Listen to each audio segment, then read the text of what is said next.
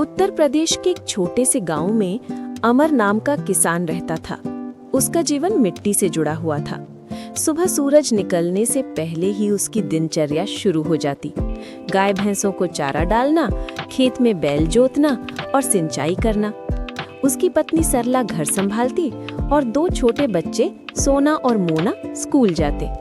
गांव की पगडंडियों पर अक्सर अमर को किसान टोपी और धोती पहने हल और बैल लेकर जाते देखा जाता। गांव के लोग उसकी मेहनत की मिसाल देते। लेकिन अमर की जिंदगी आसान नहीं थी। पिछले 2 साल से बारिश समय पर नहीं हुई थी। कभी सूखा पड़ता, कभी बेमौसम बरसात। फसल आधी सूख जाती और आधी खेत में ही सड़ जाती।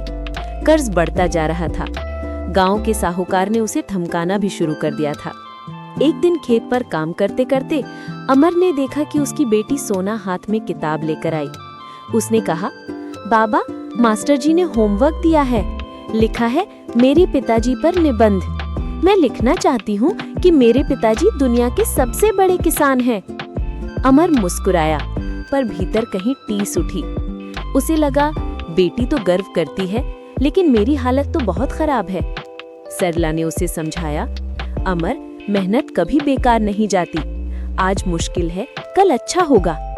गांव में एक दिन खबर आई कि सरकार की ओर से एक नई योजना आई है। किसानों को आधुनिक बीज और सौर ऊर्जा से चलने वाले पंप दिए जाएंगे। गांव के कई लोग सोच में पड़ गए। कुछ बोले, यह सब दिखावा है, इसमें फायदा नहीं। लेकिन अमर ने ठान लिया कि वो इस मौके को हाथ से नहीं जाने देगा। वो ब्लॉक दफ्तर गया, फार्म भरा और योजना में नाम दर्ज करवा दिया। कुछ हफ्तों बाद उसे नए बीज और पंप मिल गया। नया सीजन शुरू हुआ। अमर ने खेत में आधुनिक बीज बोए और पंप से सिंचाई की। इस बार बारिश भी ठीक ठाक हुई। फसल धीरे धीरे लहलहाने लगी। हरे हरे खेत देखकर उसकी आंखों में चमक आ गई। गांव वाले हैरान थे। जिनके खेत सूख रहे थे, वहीं अमर का खेत हरियाली से भरा था। बच्चे खेत में खेलते और कहते, हमारे बाबा का खेत सबसे अच्छा है। लेकिन मुश्किलें अभी खत्म नहीं हुई थी। अचानक गांव में टिड्डियों का हमला हो गया। कई किसानों की फसलें चौपट हो गईं। अमर का खेत भी खतरे में था। उसने तुरंत गांव के अन्य किसानों को बुलाया और कहा, हम सब मिलकर खेतों में धुआं करेंगे और शोर मचाएंगे, तभी टिड्डियां भागेंगी। गांव वाले साथ आ गए। सबने मिलकर मशाले जलाई, ढोल बजाए और खेतों में धुआं किया।